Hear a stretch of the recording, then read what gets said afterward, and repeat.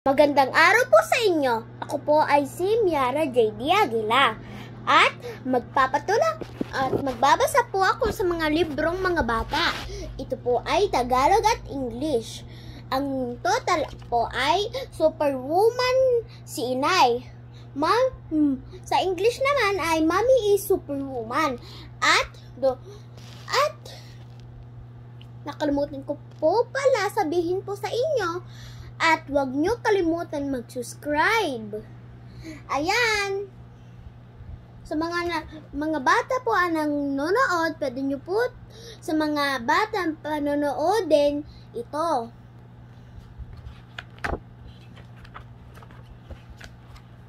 Yan, magsa-start na. Kung Tagalog po kayo, una ko po ay Tagalog o wag muna ang English. Magaling yata si Inay. Iyan ang lagi kong ibinibida sa aking mga kalaro. Lagi akong kasama ni Inay tuwing hapon. Naglalakad siya sa buong baryo habang kip-kip niya ako sa isang braso. Isang malaking bayong naman ang bit-bit niya sa isang kamay. Mamaya po ang English.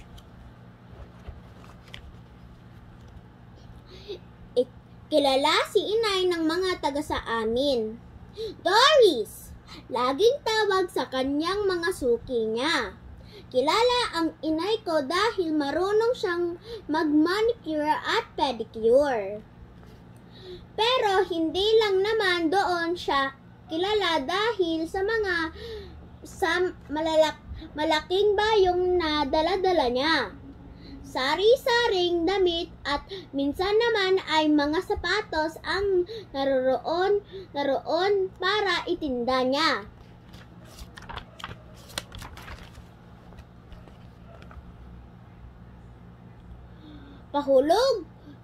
Pahulugan kung magtinda si Inay kaya lagi siyang may dalang makapal na notebook at doon inililista ang mga na pagbilhan niya.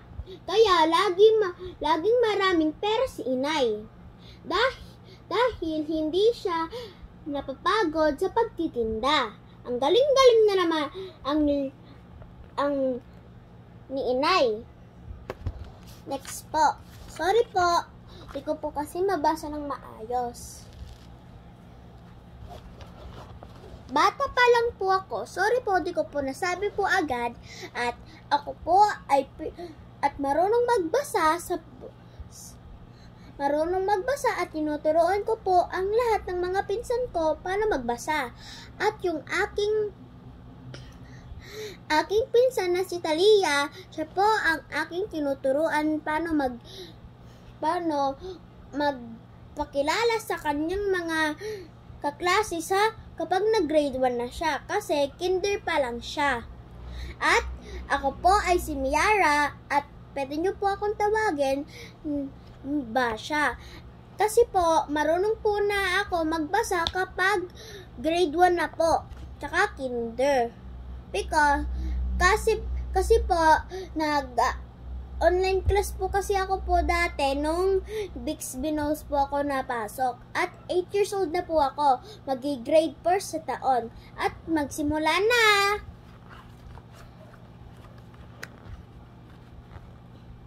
Pero hindi iyon ang ipinagtataka ko kay Inay. Tuwing may kailangan kami ng aking kapatid kapag tinatawag namin siya. Bakit kayang-kaya niyang ibigay ang aming mga hinihingi? Katulad na lang ng minsang mag-brown out ang buong bayan ng San Gabriel. Napakadilim at wala pa si Itay. Takot na takot kami at sumigaw kami ng ilaw! Ilaw! Maya-maya, hindi namin namalayan may dalas na siyang kandila. Saan niya nakuha iyon? Samantalang saglit lang nawala si Inay. Ang galing-galing talaga ni Inay.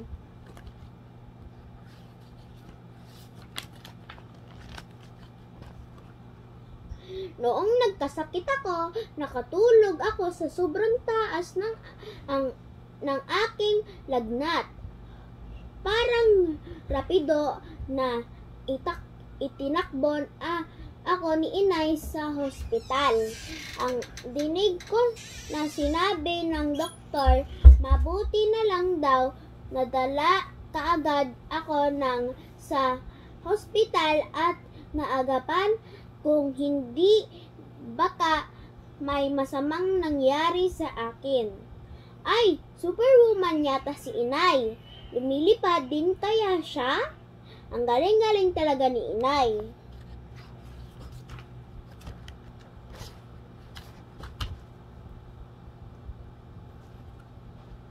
Sorry po, di ko po natuloy kasi nandito po ang aking papa. Ay, next na pala ako.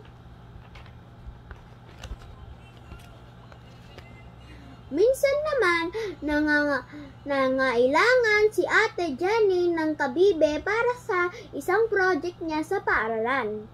Umiiyak na ang kapatid ko dahil baka raw mapagalitan siya ng teacher niya kapag wala siyang makitang kabibe. Paano makakahanap ng kabibe ang ate ko? Wala namang dagat sa amin. Dagling kinuha ni inay ang kanyang payong at lumabas ng bahay. Maghahanap daw siya ng kabibe. May pakpak nga ba siya at nakalipad para makarating sa dagat? Ang galing-galing talaga ni inay.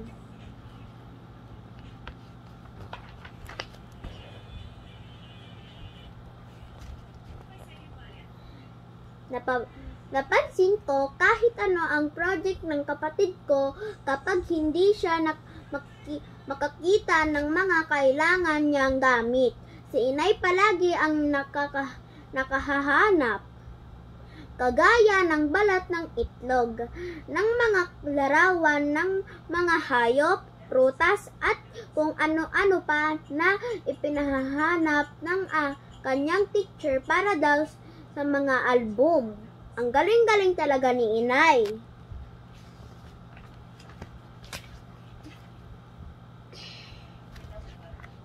Hindi lang iyon. Paggising pa lang ni inay sa umaga, magluluto na siya ng almusal para sa amin.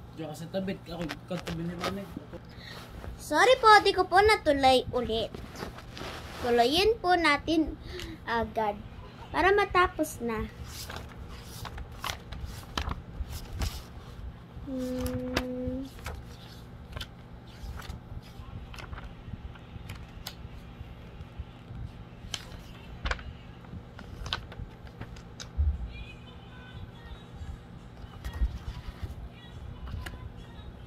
Maglalabas si inay, mamalansya, maglilinis ng bahay.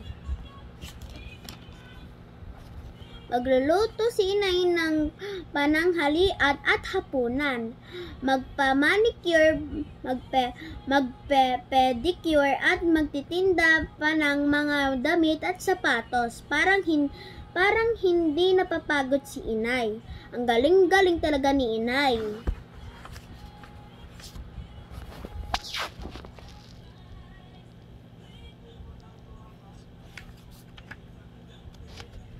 Minsan ay nasira ang ipinapasaradang jeep ni Itay.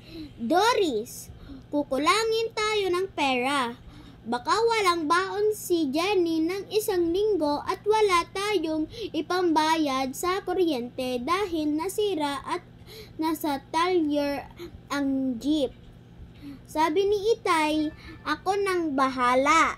Sagot ni inay, nakita kong namitas ng mga saging at gulay si inay sa likod bahay at isinakay ang mga iyon sa tricycle kasama ang napakatabang baboy namin. Aba, tama nga si inay.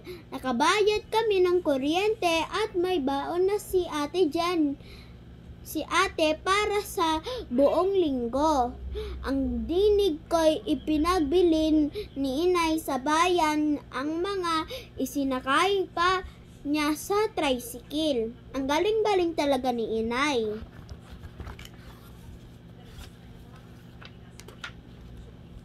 Pero bakit ganun? Isang araw biglang tumamlay ang aking inay. Hindi raw siya makabangon, hindi siya pinagtrabaho ng aking itay.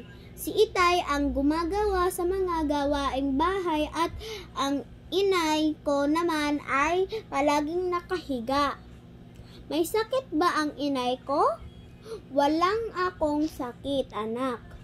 Sagot niya sa akin. Malapit ko nang masundan? Malapit na raw akong magkaroon ng isang kapatid. Isa pang kapatid. Nagdaan ang ilang araw, unting-unting lumalaki ang tiyan ni inay. Namangha ako sa sinabi sa aking inay. Narito sa loob ng tiyan ko ang bunsong kapatid mo. Anumang oras ay lalabas na siya sa akin. Ang aking kapatid na sa loob ng tiyan ni inay. Ready for part 2 po. Bye-bye po. At huwag niyo po kalimutan ang subscribe. Bye-bye po.